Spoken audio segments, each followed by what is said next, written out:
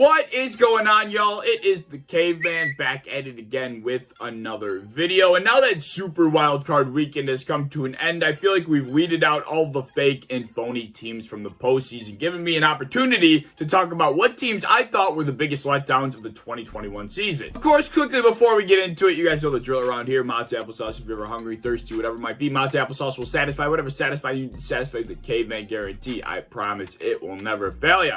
Mott's will never ever let you down, and Mott's will never disappoint you, like these teams in this video certainly did to their fan bases. But the way this season has gone, I feel like a lot of teams have fallen short of the high expectations that they had heading into this year. A lot of teams just sucked when they really shouldn't have sucked, so it actually made this list kind of hard to make. But I did my best to narrow it down to 3 teams that I felt like were the biggest disappointments this season. There are just so many teams that I feel like could fit this narrative. I mean, it really was a whack-ass year. I'm gonna start off by quickly naming 2 honorable mentions that I felt like really couldn't fit this narrative perfectly, but I felt like definitely had a worthy spot somewhere in this video just because of the way their season ended. And those 2 teams are the Dallas Cowboys and the Arizona Cardinals. Alright, I didn't have the biggest expectations for either of these teams heading into the season. I projected the Dallas Cowboys to go 9-8 this year. I projected the Arizona Cardinals to go 8-9. Both of these teams at one point or another throughout the season really had me thinking I was wrong and that maybe they actually could be contenders this year. I mean, the Dallas Cowboys ended up finishing 12-5, and the Cardinals, albeit their awful end to the season,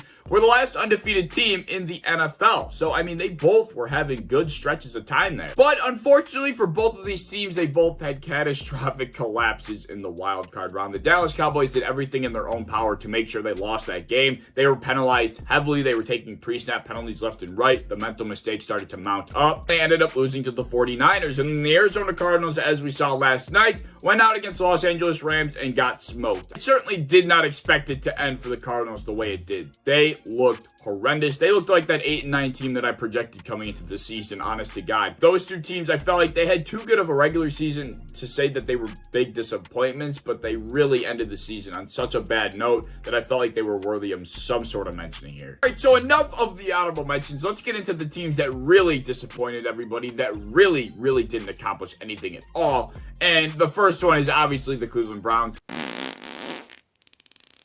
This would not be a complete video if the Browns did not make this list. Coming off of a season where they narrowly beat the Super Bowl runner-ups in the divisional round, I expected them to be one of the powerhouses in the AFC. I projected them to finish 12-5 first in the AFC North, and they came out after starting 3-1 to begin the season, just laying an egg for the final 3 quarters of it. It was really, I mean, horrendous. Just like many other teams in the NFL, injuries were a big roadblock for the Cleveland Browns. Kareem Hunt was in and out of the lineup. Nick Chubb was in and out of the lineup. Not to mention Baker Mayfield was hurt often. They lost some guys in the secondary. I mean, this team really was fighting the injury bug. But that's no excuse because a lot of teams were doing that this year, and a lot of teams managed it better than them. But the iceberg that really sunk the Cleveland Browns ship was just Baker Mayfield. I mean, I don't care if he was hurt or not. He was just awful. I mean, I get that shoulder injury that he suffered and whatever other ailments that he had were probably holding him back. He was the worst I think I've ever seen him, and I really think they might start to move on from him if he doesn't have a better year next year. Boy, oh boy, was everybody wrong about this Cleveland Browns roster. Everybody thought they were finally going to be good, and they went out and did what the Browns like to do the most, and that is suck. Finishing 8-9, third in the AFC North, they certainly make the top 3 disappointing teams here. Second team out of 3 that I have on this list would be the Seattle Seahawks.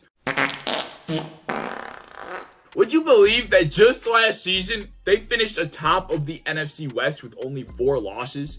It would be pretty hard to remember that based on how they finished this year. Personal preseason projection for the Seattle Seahawks was 11-6. I knew that they were trending in the wrong direction and they would not be as good as they were last year, but I did not expect for them to just flat out jump off the cliff right into disappointment. The lethal combination of a bottom 5 defense, a brutal schedule, and a quarterback that looked like a shell of his former self really was the perfect recipe for this just awfully disappointing 7-10 season. I understand that Russell Wilson wasn't the healthiest, but he really did not look good this year, and he is the thing that keeps that Seattle Seahawks franchise afloat, and when he started to suck, the entire thing started to sink. He couldn't hit the broadside of a barn when he came back from that injury, and he turned DK Metcalf into a track sprinter down the final stretch of the regular season. So yeah, I think it's very fitting that this team does make the disappointment list, and now Russell Wilson's future in Seattle, I think, is really in jeopardy. For the third and final biggest disappointment of the 2021 NFL season. I want you to try and guess real quick. Well, who do you think it is based on my bandana colors? If you said the Ravens, you were wrong. If you said the Vikings, you were correct. Minnesota Vikings are 100% in my top 3 disappointments this season. They have so much talent on both sides of the ball, and just once again, they could not figure it out. My preseason projection for this team really didn't encompass any hype whatsoever. I wasn't buying into it. A lot of people did not like my projection for them, which was 7-10. I thought the Minnesota Vikings were going to do what the Minnesota Vikings always did, and that was let everybody down. And that's exactly what happened again. They finished 8-9. But I mean, I really can't blame anybody for thinking that the Vikings could actually be a playoff team this year. They had second-year Justin Jefferson, who's taking the league by storm. Dalvin Cook, Adam Thielen, KJ Osborne turned out to be a very good third option. Ty Conklin was solid as well. Of course, they got Captain Kirk, who I'm not a fan of. But then on the defensive side of the ball, they were finally healthy, which was the biggest thing that held them back last year, and they added Patrick Peterson and Everson Griffin to the defense as well. How could things have went wrong? And that's what everybody was thinking, and I'm just sitting back like, the Vikings, they're just going to screw it up. And lo and behold, here we are. Unlike the Browns and the Seattle Seahawks, I can't pinpoint exactly why this team continues to suck year after year, or why they sucked this year specifically. I don't know what it is. I'm not a fan of Kirk Cousins. I think he's a humongous problem in that locker room. I don't think he's a leader, regardless of how pretty his stat sheet might look. But I also think Mike Zimmer was a humongous issue. So maybe,